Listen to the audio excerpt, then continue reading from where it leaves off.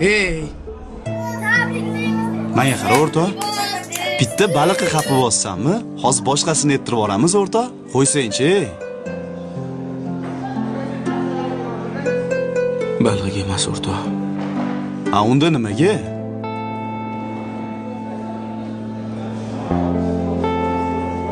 Bolaligimda otam uyga baliq olib kelardilar.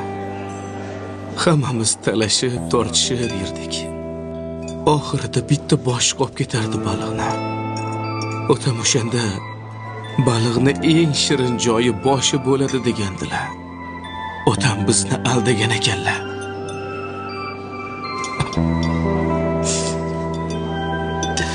Baliqni boshida go'sht bo'lmas ekan o'rtoq.